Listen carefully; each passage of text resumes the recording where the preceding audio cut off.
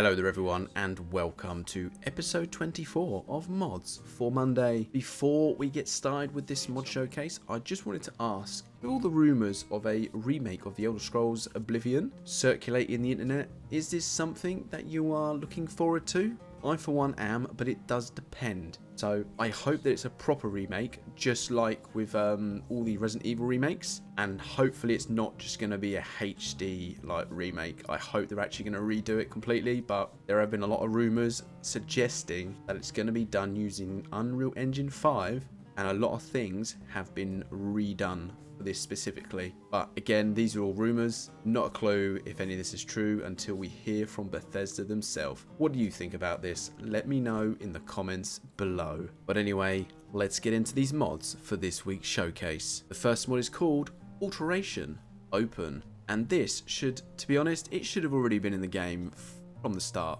but for some reason it never was. In the Elder Scrolls Oblivion, you did have similar spells to this, there were just different variations of it, but this spell is going to open the locks, and the higher that your alteration skill is, the higher level locks on the doors and containers and some chests that you're going to be able to open. To get this, it's very straightforward. You can buy the spell book from pretty much any vendor. There are a few things that you're going to need to note.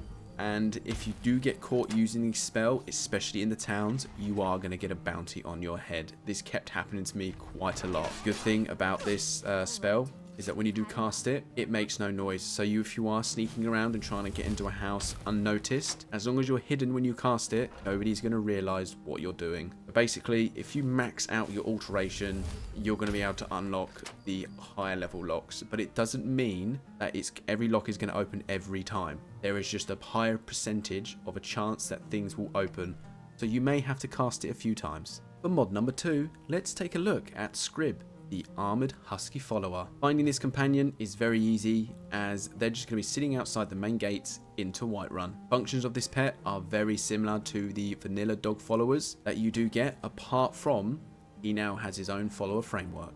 If you dismiss Scrib, he is going to head back to where you found him. Now, I have had it before with followers where you've dismissed them and they vanish. They don't go to your player home and they do not go back to where you found them. But thankfully with this, dismiss Scrib, you're going to find him straight back outside those gates. So you're never going to lose him when parting ways. There is only one thing that is required to have this follower mod, and that is to have the Dawnguard DLC. So if you've got the Dawnguard DLC, Special Edition, Anniversary Edition, you're going to be able to have this awesome new follower fighting along your side. And they've got some cool armor to keep them even more protected. Up next, for mod number 3, is One Winged Swift outfit, which is a new female style outfit to add to your playthroughs. This is not craftable, so you're going to need to head over to the Radiant Raiment in Solitude, that clothing store. This is where you're going to buy this clothing set. This is said to be advanced protective equipment that has been designed for the Thalmor spies placed in the elite of High Rock. To some eyes, this is just ordinary clothing, but it actually has enchanting effects. Now, there are many different variations of this clothing. All these different variations, they've all got different enchantments on them, so there's quite a wide range of enchantments to choose from for what you want. So even though this may be a clothing set, it does actually offer us quite a lot of things. Moving on to mod number 4 is Lunar Arsenal. Now, a few episodes ago, we actually did look at the Lunar armor, but now we can start looking at the weapons of the Lunar Guard.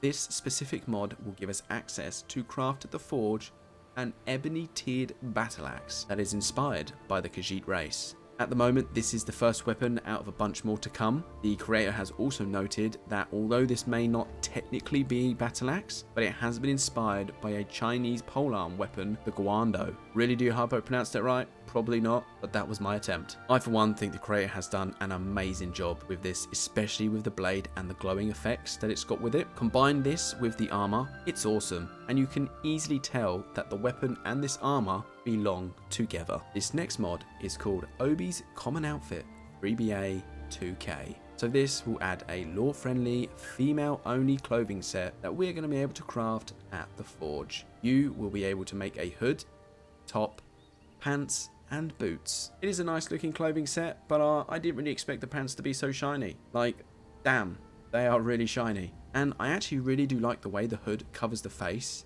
It actually looks as if the wearer of it is really trying to hide. Most of the hoods that I've had on armors, none of them are looking like this. So this one is pretty unique so far to what I found. There may be others like it, but this is the first mod that has actually made a hood properly cover the face. And I really do like it. The requirements that you need to use this mod, you're going to have to download 2 other mods. One called Backported Extended ESL Support and CBBE 3BA. Download these 2 mods and you've got some new cool looking clothes. For mod number 6, this is a long one, but let's move away from armors and weapons and take a look at a player home overhaul called Elianora's Breezehome Overhaul. So this is not a brand new home, this is a complete rework of Breezehome in Whiterun. So this is going to give Breezehome a much more authentic look, making it much more worthy of the Thane of Whiterun. This house really does stand out. There are loads of new features that have been added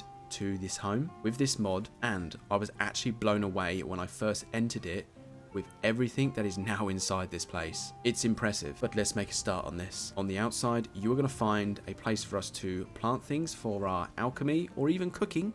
If you head around the back, there is some training dummies for the Dragonborn to hone on their skills. The area may not be big, so if you want to shoot some arrows at a distance, just make sure no guards or NPCs are walking by. But upon entry, you will notice quite a full room, but this is not the only room. There is now going to be a place for us to put our bugs in the jars that you find throughout the world. Alongside, there is now some holders for the Elder Scrolls that we also find throughout the campaigns. There is now a very cozy kitchen for us to do some home cooking with a bunch of things around for us to use. It's really well designed. And even though it's a small area, it just looks so big. Then opposite, there is a room for children that we can adopt, and there is more than one bed, so yes, we can adopt more than one child. Heading on upstairs is where we are going to find our master bedroom, the Dragonborn's bedroom. And inside the room, there is going to be plenty of places for us to dump our things. But hold off before you start dumping anything unique that you have. Also on this floor, this is exactly the place where you are going to find the alchemy enchanting, staff enchanting, and this is a new one for me, a disenchanting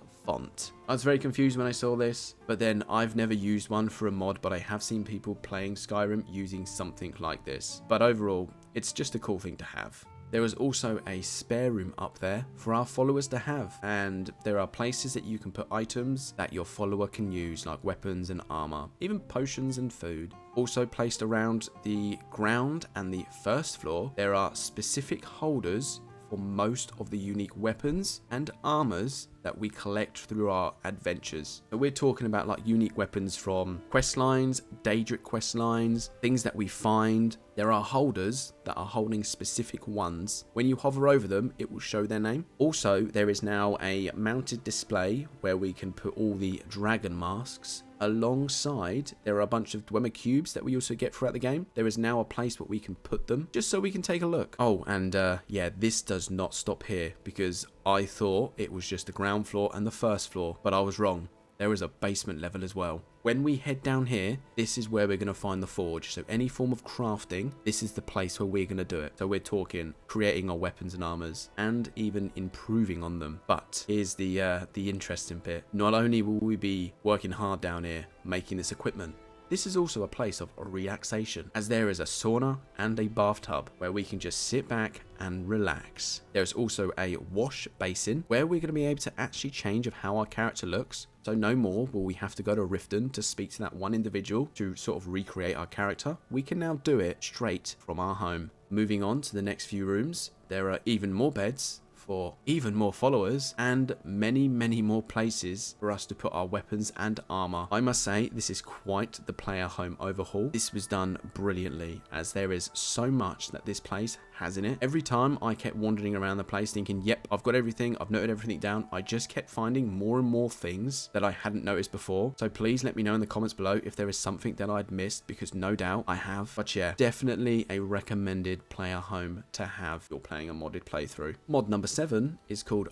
Gates of Riverwood. Now, we have seen a few mods from this creator on this series, specifically around Riverwood, but this one is going to fortify Riverwood with automated gates that will open at dawn and they are going to close at night. There is now a much sturdier guard tower with defensive walls and a bunch of random clutter on all 3 of the entrances to Riverwood. So this is going to massively enhance the security of this place. But don't worry though, because once those gates close at night, we are still going to be able to open them so we can get inside and be safe from the dangers of Skyrim. Just apart from dragons, as obviously they are just going to fly straight over the gates. And fire and wood, I mean, what do you think is going to win? But put the dragons aside, it's really awesome. This next mod is called the Blessed Grotto, which just adds a new place for us to explore. Just to the south of Riverwood, you are going to find a cave called the Blessed Grotto. Once inside, you will notice this place isn't big, but I'm telling you now, it is worth exploring. Inside, there is a new conjuration spell called Summon Spriggan